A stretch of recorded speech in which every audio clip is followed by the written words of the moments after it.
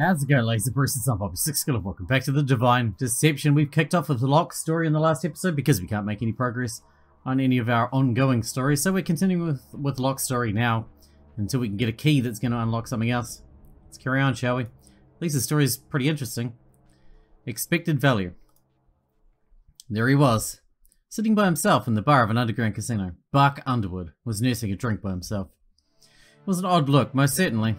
Most wouldn't picture a political candidate spending their night in a place like this. A picture of him in the area got out, and probably be a very minor scandal. Thank God Kane already left, I guess. Most would wonder why Buck is slumming it up in places like this, but I understood the impulse. I understood a lot about Buck Underwood. I always made sure to do my research. He was a Panthean local, man of the people. Up until this election, he had a managerial job at Olimpo. No significant other, no close family, no real aspirations, no particular talents. His years were passing him by without him even noticing. Had things continued in this direction, he was likely to live a completely unremarkable life and eventually die alone. Until one day, for no apparent reason, he'd had enough. He decided, what the hell, I should run for governor. It was a surprising move, for sure. Even more surprising was the fact that it partially worked. I mean, somehow he won the primaries. Turns out, the man had a decent head on him after all. And more of a talent for public speaking than he even himself had known. He'd been angling this election as an anti-Aja election. Probably the smartest move to take, and it carried him this far. However, the election was turning from a far-off hypothetical to a looming reality, and despite his best efforts, it didn't look like things were going to be working out for him. From what I could tell, the man was starting to fall into a minor depression. He'd really put his everything into this election. Lost his job because of it. Now it looked like it was all for naught. His one real shot at something, and he'd been unable to grasp it with his own hands. Probably sent him spiraling. Probably sent him to a familiar place. A place like this, where he used to frequent after long, stressful days. Probably made him vulnerable, which worked for me. Time to rob him for all he's worth. I began walking up to the bar where he sat. I took a seat right next to him. However, I didn't immediately jump to a conversation. This had to be practiced. I nonchalantly placed an order with the bartender. Then I caught a look at him from the corner of my eye. I looked pensive for a second. Now I could turn over to him. Hey, you wouldn't happen to be Buck, would you? Buck Underwood? It seems you're familiar. Oh, cool. I'm actually a fan. I mean, maybe fan's the wrong word. Supporter, I guess. Is that so? Well, that means a lot to hear. After all, I'd be nothing without people like you. I don't know about that. I feigned sheepishness. So what's your name, young man? Me? I'm Locke. Locke. Just Locke is fine. Locke it is. Buck held out his hand, and I grabbed it and gave it a nice handshake. The man had a surprisingly firm grip. Did he practice shaking people's hands? He's a politician, probably. I'm surprised I didn't recognize you sooner. Well, with the lighting and all, it can be a little hard to make people out. Although in your case, you should see something as something of a blessing. It means you won't have to look at this old mug too closely while drinking. I gave the man's poor attempt at a joke a healthy laugh. Establishing rapport early on was critical. You know, I have to say, I'm surprised to see you in a place like this. I mean, no offense or anything. I just thought you'd be bigger than slumming in a pit like this. None taken. Oh, I'll see you, baby. This place is literally a pit. And slumming it? That's, you know... You weren't the one asked a question, you know. Buck gave a little chuckle at this exchange. I actually used to spend a lot of time down here before I became a politician. No kidding. Bucky was a pretty regular customer. I liked his type, tipped well, didn't stir trouble. That's why it's such a shame when I saw that Buck enter the race. Because he'd be spending less time down here. Because I didn't want to watch him be crushed. To this, Buck gave out a sad little chuckle. His eyes betrayed his attempt at mirth. How rude, Ossa. Have a little faith. Ossa just grunted and returned to his job of cleaning glasses. Still, even if you used to go to this place a lot, I'm surprised you're down here now. Don't you figure it could be some bad press if you were caught entering a place like this? Is it? The way Buck said it, it almost sounded like he hadn't thought about this angle at all. Oh well, I aim to be a man of the people, Locke. Now if Governor Raja was seen down here, that'd be one thing. It'd go against the people's perception of her. But there's nothing inconsistent with a guy like me spending his time here. It's consistent with my brain. Huh. Guess I didn't think about it that way. Pretty smart, pretty smart. Guess you'd have to be... he'd have to be to run a campaign and all. Buck didn't say much to this, just took a sip of his drink. I followed his lead and drank some more from my glass. It was still too soon to make any moves. We'd just gotten past the very basic first introductions. Quite a bit more ice needed to be broke before I pushed ahead. Well, that was fine. I could do small talk for as long as it took. Man, it's a really crazy world out there today. Did you hear about those murders in the woods? Scary stuff. I did hear about that story. Can't say I'm too sympathetic. Really? Buck looked surprised at this. Well, from what I heard, the victims were these super elite wealthy arseholes. When I hear news of people like that passing, my first instinct is to pop open a beer instead of mourning. I don't know if I can agree with that. Sure, I can understand the resentment you have toward those sorts. I'd say that's natural, but still, when somebody dies, when anybody dies, I think you owe them some respect. Ultimately, it's a human dying, you know? No, don't get me wrong. I'm perfectly aware that a morally correct response would be to respectfully wish the dead well. I'd never say what I said to, say, the victim's grieving relatives or something. But hey, can't help what I feel, you know? Buck nodded sagely at this. That much is true. Well, so long as you're aware not to express those sentiments to the grieving, then I think that's fine. Maybe this is slightly blasphemous, but I don't really think it makes much difference to the dead whether you mourn or celebrate their passing. Exactly. You get it. Anyways, I heard about those murders in a completely different context. Oh? I mean, the murders happened at a gala for Governor Aja. A gala meant to help with fundraising. Fundraising for a political campaign. A political campaign that I was her rival for. The pieces are there. Hold on, you're saying that some people seriously think you had anything to do with those deaths? Not me personally. Thankfully, I was publicly accounted for during the time of the murders. But you know how gossipers get. The idea that somehow I was connected to the incident is so enticing. That's crazy. It's understandable. Everybody loves a good political thriller, huh? It's much more fun explanation than the likely dull answer. At any rate, I'm pretty sure that very few people legitimately believe that conspiracy nonsense. Though those few have been awfully vocal towards me. Jeez, it's gotta be real rough. Part of the hassle that comes with running a political campaign. I guess, at any rate, if I did that to try and help my political campaign, it certainly backfired. Frankly, I think the publicity that event has garnered Aja outweighs the political donations she might have received from those two. Buck sighed and went back to drinking. Alright, now he'd talked for a while. Time to start steering the conversation in the right direction. Let's talk about something lighter. This place, for instance, Nahoi's Nest. What about it? You ever try gambling here? Huh? I mean, if you're looking for a bar, there are plenty more convenient spots. You go to Nahoi's Nest to gamble. Not always. You're saying you never gambled here? Never said that. Back in the day, when I was working at Olimpo, I'd do a bit of gambling every now and then, time to time. I was actually pretty good at it, if you believe that. You don't say. No, seriously, I play with my bonuses and usually got a decent cut for my troubles. Helps that I can handle my alcohol better than most of the drunks here. And I'm not like a genius or something, but I'd like to think of myself as pretty decent with numbers. I used to do statistical risk analysis for Olimpo. That's basically a form of gambling. Wow, I wouldn't have expected that from you. Should I take that as a slight? No, not at all. Man, Bark Underwood, gambling. That'd be a sight. Trust me, it was pretty average. Well, why not prove it for me? Huh? I mean, we're at a place for gambling. Why not indulge in the old sins? That's... I shouldn't. No? No, I really shouldn't. I came here to relive the old days, not my old vices. I think there's a distinction between a politician drinking in an underground casino and them actually gambling in one. I thought you were a real man of the people. A man of the people has its limits. I suppose. I feign like I'm losing interest in that topic and take another sip of my beer. I don't know, I just thought it'd be fun to gamble against a guy like you. Ah well. Bark floundered for words. Of course he did. I threw out a comment without an elegant response. Sure you're not willing to change your mind? I mean, I'm just not in the mood for it. Not in the mood to make a bit of cash? Bark's eyes lit up. I'd be willing to put down some serious coin for a private gamble. You might be a hotshot politician, but it couldn't hurt to get some extra moolah. Ah, but there's the rub. Let's have a chance of losing some serious coin, as you put it. Sure enough. Okay then, we can even the playing field. I'll pay twice whatever I lose in the bet. Seriously? I mean, it only seems fair. I want to play it straight with you, I'm something of a gambler myself. And if you take me up on this offer, I'd ideally like to play a custom gamble that I've played 2 or 3 times, and I suspect you've never played. That gives me an edge, and that edge should be balanced out. Of course, considering how luck-based the game is, paying twice as much out seems excessive. But it's a clean number, and I'm the one asking, so let's call it that. This is a bit of a risky play.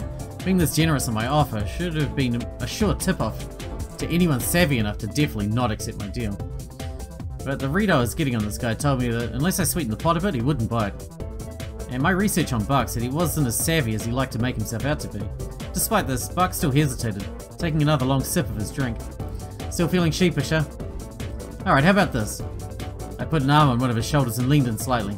I spoke at a slightly quieter volume for this, but not to a noticeable extent. If by some fluke chance, you end up owing more than you have on you right now as a result of the bet, we'll just call it at that. That's... Buck continued to hesitate. I pretend to recoil back. Are you kidding me? Are you saying the Buck Underwood can't afford to spend what's in his wallet? My friend, how strapped for cash are you? Now, hold on. Don't put words in my mouth. I held back a smirk. There, I had him from all sides. Psychologically, he was incentivized to accept the gamble for a number of reasons. I'd lead with pushing the nostalgia angle, which made him genuinely want to relive the gambling experience deep down. Then I threw in how it would be fun, so he had the pressure of not wanting to let a fan down. Then the paying double clause appealed to Buck's inherent greed, and the only what you have on you clause appealed to Buck's nervous, loss avoidance prone sensibilities. To top it off with my last statements, refusing the gamble would make it look like he was admitting he couldn't afford to spend what was in his wallet. That was a challenge to his pride. All those factors combined to push Buck to accept the deal his smarter side knew he shouldn't take. This is why building up the rapport and the character of this Buck fan was so important before I began. It was only because of that the second and last factor actually mattered. And it was because of that I was able to believably present the first factor, and that the fourth seemed credible. You know what? What the hell?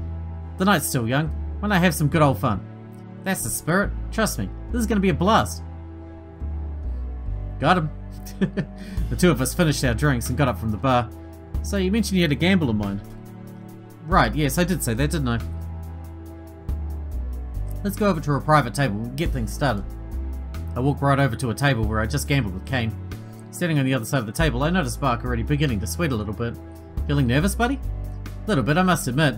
It's been a while since I did some earnest gambling. I thought you said you were a pro. I said I made a bit of cash. Big difference between the two. Like, just relax. This is going to be a friendly game for the sake of competition. If you want, we can take out the gambling element entirely.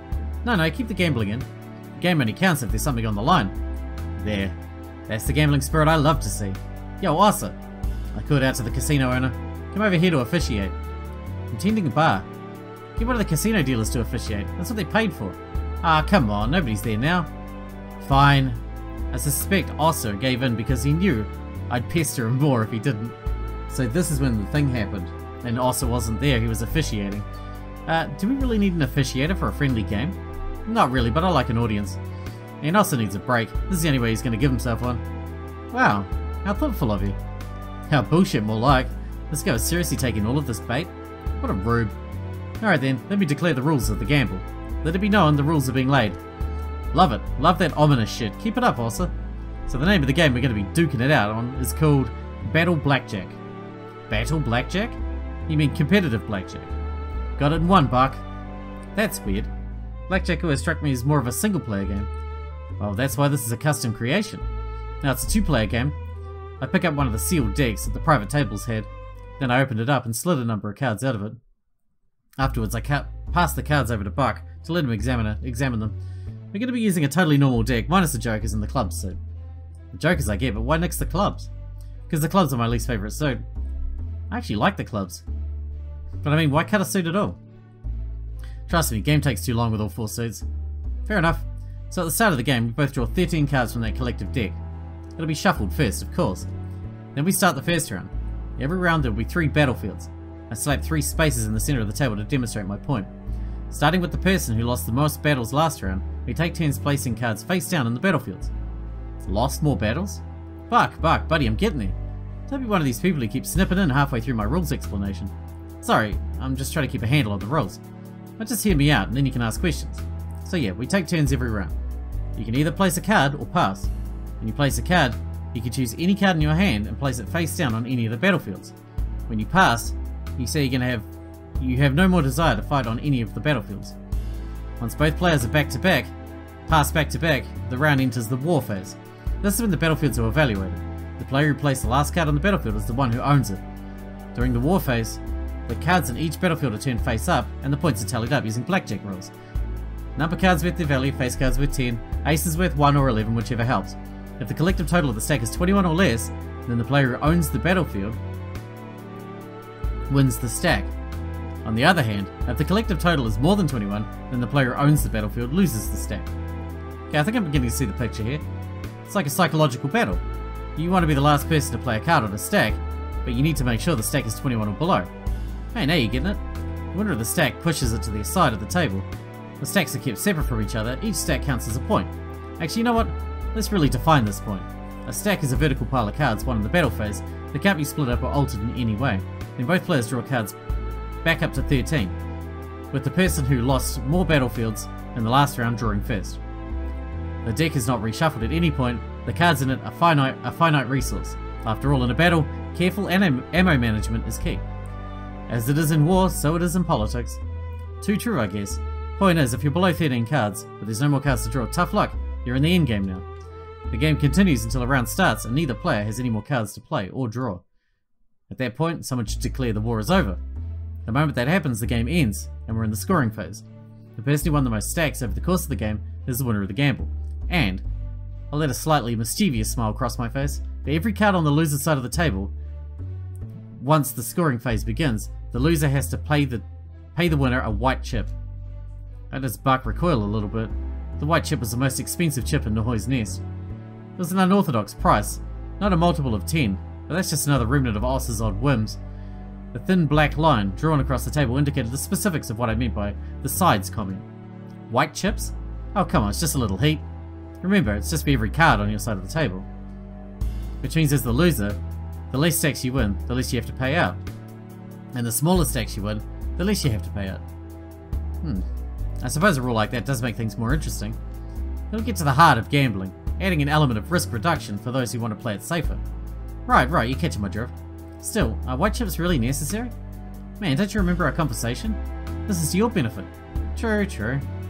Buck seemed to be having a second thought at this point. Come on, don't back out on me now, man. We've come this far, just accept it. Okay then, I guess it all sounds good. Yes! Though I have to say, you almost certainly are at something of an advantage here. You know the rules quite well, whereas I still barely understand them. Yeah, well, luckily for you, the game goes on a couple of rounds. You'll be able to get into the swing of things before too long. Once you do, the game really just becomes a game of who can read the other person better. And that's not something you can really buy with experience. I lie. Quite right. So, that's pretty much all the rules to Battle Blackjack. You have any further questions? Clarifications, objections, anything of that sort?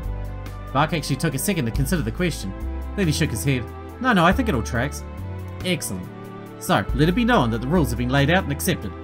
I gave a side look to Ossa. Sort of, you got all that? Ossa's unamused expression gave me the response I was looking for. I got that alright.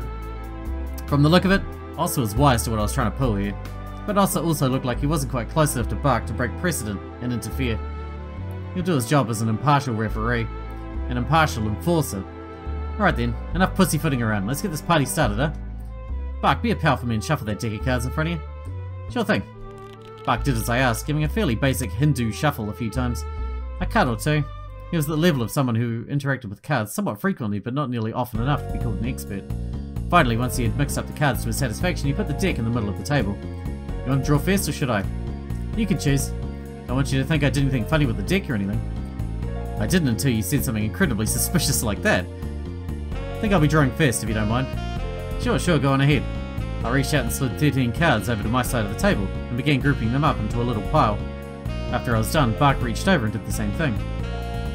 I picked up my cards and quickly looked through them. An ace, 3 face cards, a few low value cards. It was an okay enough hand if I was playing legitimately. And indeed, with 2 slight tweaks, this game was one that could be played legitimately. But it wouldn't be tonight. Usually the person who's first to place a card is the person who lost more of the battles in the previous round. However, since there hasn't been a round, we're kind of in an unprecedented territory. Since you're the newbie at this, I'll let you choose. Do you want to go first or second? Second. Oh? And why's that? Since the person behind usually gets to make the first move, you'd be inclined to think that it would be better to move first. However, I think that I'll be the one reacting to you. That's a unique thought process, but no takebacks. I looked through my cards and selected one, then I placed it face down on the far left side of the table. Let's make this the first battlefield. Your move. I expected Buck to respond in a reasonable amount of time, however, on the very first move he went deep into the thought chamber. These cautious types were the least fun. What you think about, pal? I'm just working through the possibilities. I've never played this game before, so forgive me if I'm a bit slow. Considering both players have hands of 13 cards, you have to assume that your opponent has, more or less, every value. You can only rule that out if you had 3 of the same type of card. Cards with 10-point values are by far the most common. If you place one down, and I respond in kind, then the only way you can win is if you place an ace down. But aces are super useful cards, and putting it down as the third card seems like a risky prospect. After all, if I place a relatively low value card on the stack instead, and you place an ace, I can place down another relatively low value card on the stack and more or less secure it for my own. Therefore, the alternative play, playing an ace down first, is actually a pretty good attractive option, isn't it? If I played a 10 value card on top of it and you placed a 10 value card on top of that, the battlefield's yours. Worse, even if I didn't place a 10 value card on top of it, it's impossible placing your 10 value card would ever bust the battlefield to a value above 21. And even if I placed a relatively low value card, it's difficult for me to put forth a card on the stack, not knowing the first or third card. In gambling, winning the early rounds nets you momentum. This ace maneuver seems pretty solid, but I think that's what you tried, so hesitantly Buck placed a card on top of mine.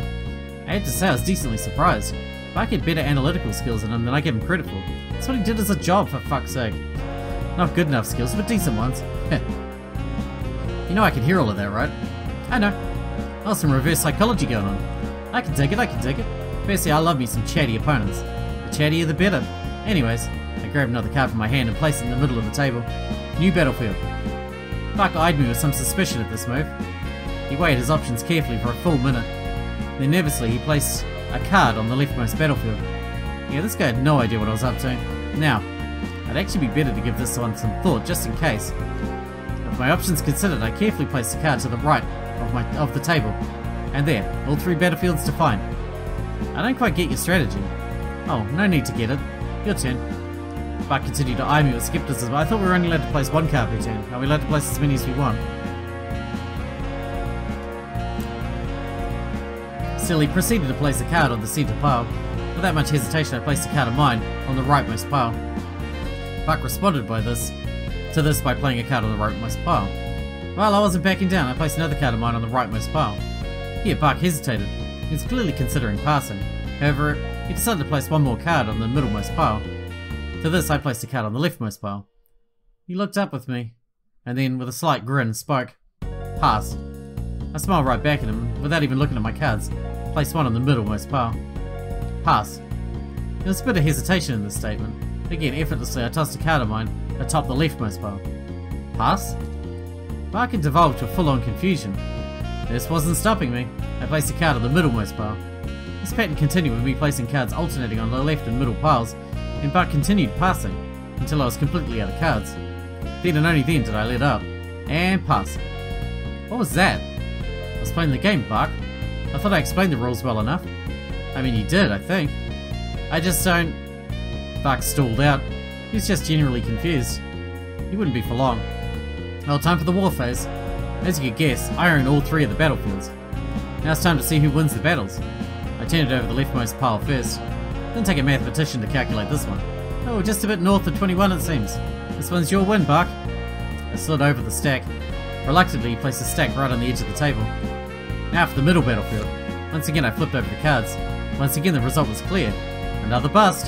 This one goes to you. I slid the stack over to him, and once again Buck centered the stack and placed it on the edge of the table. Now for the main event. I turned over the cards. The bottom 2 cards, the ones I led with, were a 2 and a 3. Buck threw a jack on top of that, and then the top card I played was a 5. That's 20. That's a victory for me. Well played, I guess. Why, thank you. I slid the pile over to my side of the table. Well, 2 to 1, looks like you won this round. Since I lost more battles this round, I drew cards first. Then, suppressing a smile, I leaned over to the deck of cards and picked up the whole thing. Whoa, whoa, whoa, what's this? A flash of irritation suddenly crossed Buck's face. What on earth are you doing? I'm reloading. You're taking the whole deck. Yeah, exactly. Buck was smart enough to realise what had happened by himself. Still, spelling it out was fun. I mean, a deck of cards without one suit is 39 cards in total. We each start out taking 13 cards. 13 times 2 is 26. 39 minus 26 is 13. Now I'm drawing back up until my full hand size, 13. Unfortunately, that means you won't be able to draw any more cards. I laid it all out for you at the start, Buck. What are you getting surprised for? Buck just remains silent, a sour expression. You confused about anything? No, just... You're planning this from the start. I thought this is meant to be a bit of friendly fun. It is! I'm having fun. I didn't have fun playing a game rigged with phony rules to screw over somebody playing for the first time. You don't? Oh, I guess people have their own definitions of fun. Buck, buddy, I gave you all the rules from the start. And I'm not contesting that, I'm just disappointed. I don't quite see what you're getting out of this. As I said, I'm having fun. Well, let's keep playing. I haven't lost yet. On this point, Buck was absolutely right. This little trick gave me a pretty decent advantage, however, its utility was more muted than you'd first think. Buck only played a total of 5 cards, which meant he still had 8 to work with. I had 13 cards, a 5 card advantage. That was only down 1 point. At first, you'd think that had been playing conservatively. I could just force 5 more points out of him. And if we both passed, the round would end, starting anew, and if he placed his cards atop of mine, he could still win. This is why actually winning the rightmost pile was a priority for mine. So I lost the last round, so I'll place the card down first. Gingerly, I chose a card and placed it to the right of the table. Buck took a minute to think. I kinda hope Buck wins and kicks our ass, because our guy's kind of a dick. Then he placed a card in the middle of the table. Pass. And Buck seems like a decent guy. For a politician. Instantly, Buck recognised this mistake, and with some careful consideration he placed a card on the rightmost pile. Buck understood that the longer the game progressed, where we were at an equal amount of points and we lost cards at an equal rate, the worse his position would be. Therefore, he was extremely unwilling to let a round pass where we played an equal amount of cards and gained an equal amount of points. With that in mind, I selected my card carefully and placed it atop the rightmost pile. Buck's turn. Some hesitation, then Buck placed a card on top of the rightmost pile. Pass. Pass. Okay, Warface. I flipped over the middle pile and revealed a 7 card. If you own this pile, it's under 21, so that's a point to you. I slid it over to him, then flipped the right pile.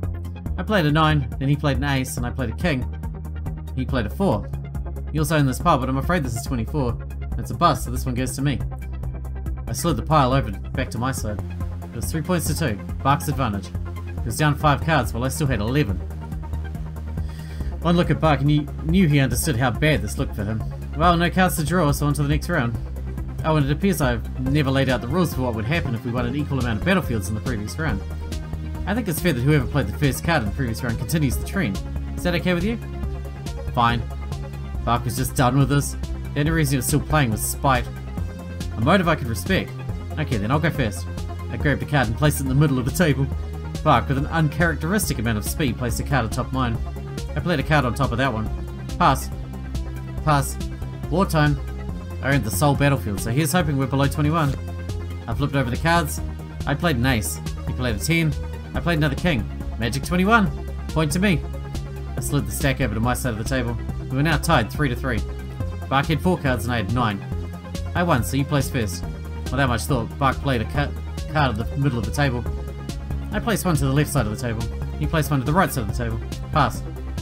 Pass? Buck had given up. At this point, his loss was inevitable. He scored 2 more points, I scored 1. He had 2 cards left, I had 8. I started the next round and placed down a single card. He passed, I passed. 5 to 5, 2 cards to 7. He placed a card the next round. I just passed, he followed suit. 6 to 5, 1 card to 7. I placed down a card, he passed. I placed down another card, he passed. I placed down a third card, he passed. 6 to 8, 1 card to 4. He had to place his last card down. I placed a card of mine to the right of his. Pass, pass. 7 to 9, 0 cards to 3. Well, it's honestly a little sad at this point, but might as well finish up the final round.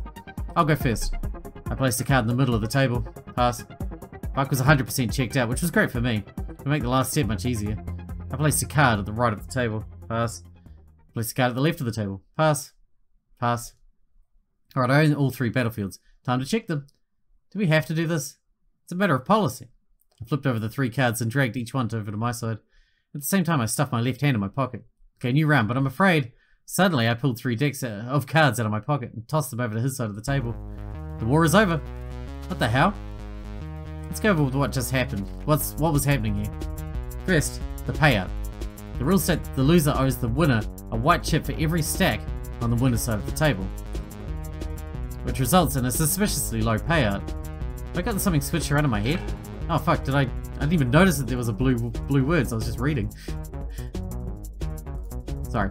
The rules said the loser owes the winner a white chip for every card on the loser's side of the table. lot of cards on Buck's side of the table, I must say. But we'll get to that in a second. After all, to get to that payout, you need to decide the winner. And the person who won the most stacks is the winner. Ah, that'd be me. Which is great. Now let's look at the delicate matter of scoring. The score is based off when the final war phase had ended. Let's look at that. When the phrase war is over. Yeah. The war is over. Based on everything, Buck owes 12 white chips, which is not enough. Oh shit, I didn't see the blue one again. I didn't even notice the fucking blue colours. 162 white chips? Oh, I don't know. Sure, whatever. Which is not enough. Okay. It must be 174 then. I think we've lost all our chips that we're earning. Of course, let's not forget one thing. Based on the rules, Buck owes only what he has in his pocket. That's true. Buck owes a white chip for every card on his side of the board. Obviously. What else could Buck owe? That's what was said to Ossa, so that's what it is. Okay, so counting the stacks, I think I do win this. My 12 stack to your 7. Now it's a matter of calculating the payout. On your side of the table there are 3 decks of cards, each with 54 in them, so that's a base of 162. Why would you get to throw decks of cards onto his side of the table and say you need to pay for those as well? You just pulled them out of your pocket. That's bullshit. And amongst your stacks there's a 1, 2, 3... What the hell? What is this? 174. You owe me 174 white chips. Hold on, what the fuck is this? That's nonsense. What are you unclear about? Those decks of cards you just pulled out of your ass. Out of my pocket, actually. When you said you'd have to pay a chip for every card on your side of the table, I don't think you just pull cards out of wherever the fuck. You were clearly talking about the cards that we were sliding across the table ourselves. Oh, were you confused about that? That's a shame, you should have asked for a clarification. Clarification? Any reasonable person would interpret the rules the way I did. Sure about that? A white chip for every card on your side of the table is pretty straightforward if you ask me. This can't be legitimate. No, seriously it can't. That's fucking nonsense. Afraid it is, my friend, afraid it is. Right, Ossa? Locke is correct. The bet is valid. Buck recoiled as Ossa spoke up solemnly. He clearly had forgot about Ossa's presence, and his presence reminded him how thoroughly he was doomed. Of course, this was bullshit. This whole thing was bullshit. So artless a move that it could barely qualify as a trick. This would never normally fly, But Buck had forgotten where he was. Buck had left the realm of common sense at this point, and entered a realm where the outcome is king. The rules of gambling were unbreakable in Nahoi's nest. If rules were agreed upon by both parties, then they would be followed no matter what. But it wasn't agreed upon by him because he didn't know. And he didn't offer that information to him. This is a precedent every single gambler who entered this underground casino knew quite well. Even if the rules were misleading or cheap, they'd be enforced. Ossa would make sure of that. But look, you said that if I lost more than I had on me, you wouldn't fleece me for anything more than that. Needless to say, I don't exactly have 174 white chips worth of cash on me. Huh? What are you talking about? What do you mean, what am I talking about? You said that. You promised it. I don't remember anything like that. I can't... This isn't... Buck's face was completely flushed with anguish at this point. He saw his doom spiralling around him. Oh, so did you hear anything like that? No such stipulation was stated when the rules were being settled. Even if Locke did say something like that, which you cannot prove, if it wasn't part of the rules of the gambling, they won't hold up. Jeez, Buck, what the hell's up with that desperate lie? I mean, I won't take you for more than you have in your pocket? What sort of provision is that? There's no way I'd make such an unreasonable concession. Buck wasn't in a state where he could respond. He didn't even have it in him to conjure up anger. He was working on pure despair at this point. I could see his legs wobbling. He looked close to keeling over then and there. This fool. He didn't have it in him to play at dens like this. He didn't have the brutality Panthea required from me. No wonder this guy would never become governor. Okay then, time to pay the piper, Buck. As I said, you owe me 174 white chips worth of cash. I don't... Oh, you don't have that on you? That's understandable. Well, I'm a reasonable guy, Buck. We can go together to a nearby bank, or... I don't have that kind of money. Huh? Who do you think I am? You seriously expect me to have that sort of money? Well, easy there. Good thing there's a table between us, huh? I mean, it's a healthy sum, don't get me wrong, but it's not that unreasonable. You sure you can scrounge up that kind of money? Even putting together all your assets? No. Okay, no, I can't. I don't have that sort of cash. I'm almost flat broke. Flat broke? Buck, if that's the case, why'd you agree to gamble like this? Don't tell me you entered the bet with no intention of paying back what you owe. That's the biggest taboo a gambler can make. I thought the maximum I'd have to pay would be like maybe 14, 15 white chips. Hell, I thought the maximum would be what was in my pocket. Buck, you're saying you can't pay your debts? Oss's hands were already in fists, casually hanging to the side. Buck looked on with a looming horror covering his face. Nahoi's nest made the most out of being an underground casino. There was nothing Ossa hated more than those who welched on what they were owed. That was a major no-no. But it's bullshit. You know it's bullshit. That's nonsense. I fucking can't handle that. That's fucking nonsense. This wasn't something that could easily be swept away. If he lost a bet, he had to pay up one way or another. Best case scenario, Buck was in for a major beatdown. Like, unbelievably best case scenario. Buck was shaking, looking from Ossa to me in disbelief, light flashing behind his eyes. Perfect, perfect. I knew from the start that Buck had no ability to pay off anything north of 162 white chips. Researching his poor financial situation was one of the first moves I made when beginning to plot my scheme. I took a few steps forward, putting myself between Ossa and Buck. Whoa, Ossa, no need to jump to any hasty conclusions. This is probably some sort of misunderstanding.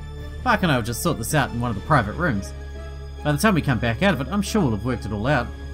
Fine. Great. Come on, Buck, let's settle this somewhere with a bit more privacy, huh? Like that, I began to walk over to the side of the room, where there were a few private rooms meant for special gambles. They were small rooms with one entrance and one exit. From the expression on Buck's face, he had absolutely no desire to follow me. But he also knew that it was his only option to avoid Ossa and maybe save his own skin, so he had no choice.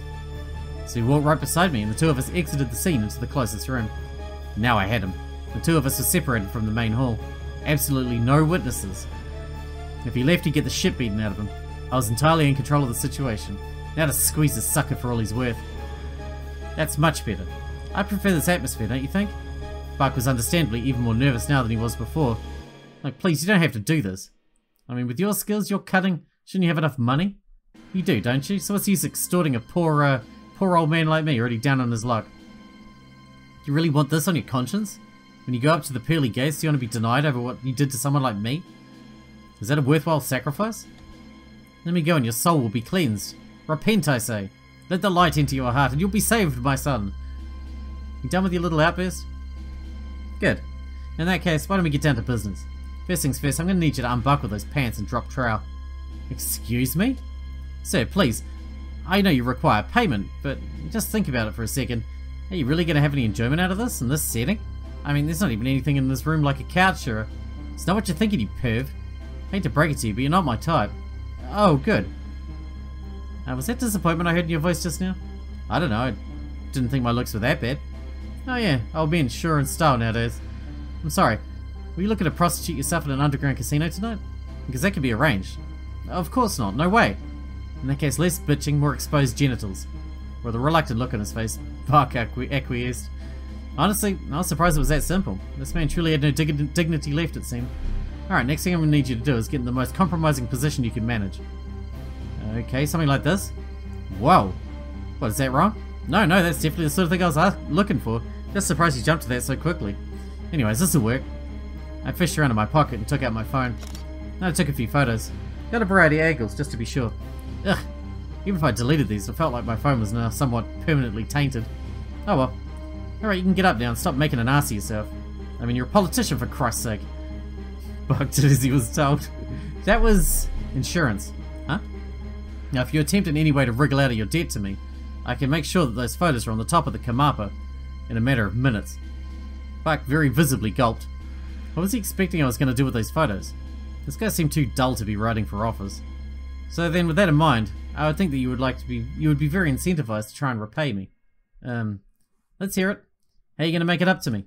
Look, I'm truly sorry from the bottom of my heart. The last thing I want to be known as is someone who can't make good on their word. I'm truly a man of honor. These photos would suggest otherwise.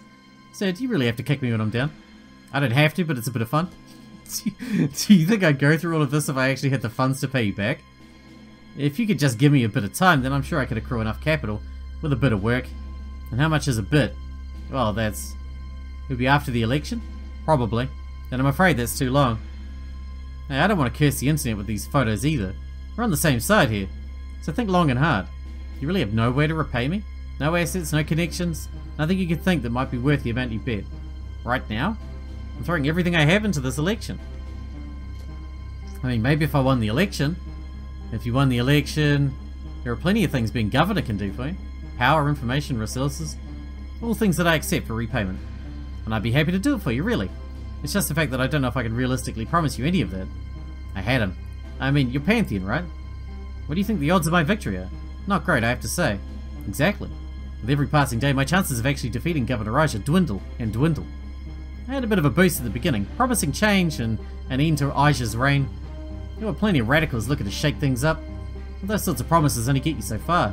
People like to complain, but the honest truth is, things have gotten better with Aja in charge. Not as fast as some people would like, but sometimes change is slow. If you separate the current problems facing Panthea from its leadership, you'll see that Aja has an actually impressive record with legislation she's introduced. Hell, I don't even think she's that bad a politician, if you want my honest truth. And most importantly, she has a bunch of experience governing Panthea. Then you look at me. I got no applicable skills that'd help me do something like this.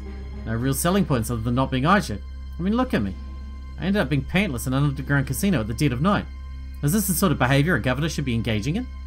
A fun governor, maybe. Despite my words, Buck threw up his hands to his face. I'm pathetic. Utterly, utterly pathetic. And the difference in our capabilities extends to this election too. I just won every election she's ever run in. This is my first campaign. She has brand recognition. She has a track record. She has plentiful resources. And I have nothing. Locke, I'd love nothing more than to promise you I could repay you once I become the governor. But like I said, I'm a man of my word. And I can't promise that I'll win the election. Because winning the election is basically impossible at this point. And with that, Buck's head hung low. Perfect. I walked closer to him and put my arm around his shoulder. He looked confused. Sounds to me, me that you're thinking about this all wrong. Sure, things are bad right now, but I think with a more skilled campaign manager, you've got a real chance of turning this thing around. And lucky for you, I know just the guy. You're not saying, afraid so, buddy of mine. You're going to appoint me as the chief strategist for this upcoming political election. With my help, the two of us are going to take Panthea by storm. We're going to have you win that election, and then once you're properly in power, you're going to pay me back with double the interest. For his part, Buck just looked stunned. I couldn't quite get a read on his thoughts. I don't know what to say. You can never go wrong with a thank you. Thank you, I guess. But, this isn't... How exactly do you intend to turn this election around? Oh, that. You know, we can get into petty details like that when we get to them. Petty details? Locke, do you have any experience with running a political campaign? Define experience. Oh, and political campaign. And run while you're at it. Buck resumed, throwing his hands up in despair. I can't believe it. This is the final nail in the coffin. Whoa. Is that the sort of negativity that's dragging you down? Campaign manager order number 1. No more being a Debbie Downer. The people want a leader who smiles. Oh yeah, I really feel like jumping for joy right about now. So I don't have the most traditional experience in political management. We'll work around that. That's literally your job. Alright, Hotshot, if you're the political expert, what would you say is your biggest impediment towards winning the election? The biggest impediment? Subtly, I noticed Buck straighten his back and adjust his collar. I seemed to be starting to take this a bit more seriously. Right now, I'd say that the massive disparity in funding between Governor Aja and me. In the political world, cash is power. If you want to make any moves, offensive, defensive, whatever, money is the means to do it. Governor Aja is able to host galas, filled with the richest people in the city to gather funds. And I can't even pay you back your measly debt. Yeah, what's up with that anyways? How'd you get this far when you're this poor? Look, I poured most of my resources into the primaries. It took a lot of work getting this far. Can't last long. I feel you there, man. The primaries were a seriously competitive point in the election. They were determining who would go up against Aja. Naturally, there were a lot of takers. So you're saying, our first step would be to acquire a large amount of cash in a short period of time to use as leverage. I mean, that'd be ideal. Well, your luck keeps on getting better and better. Screwing a boatload of cash just happens to be one of my special skills. Yeah, he fucking noticed, didn't he? I shudder to think how you intend to go about that. I let out a hearty laugh and put my arm around Buck's shoulder. You and me, my friend, have a lot of work to do. No new keys, so we're jumping back into that one in the next... No, we're not. Wait, is that... Oh, shit. Go back. Is that a bronze key? It is a bronze key. Okay, so we are going back into Locke's one in the next one. That was scummy, man. That was scummy ass. I don't like that at all. I don't think I like Locke. He seemed interesting, but I don't like him anymore. He's kind of a dick. Anyway, I hope you guys enjoyed it. Thanks for watching. Thanks for hanging out with me, and I'll see you in the next one.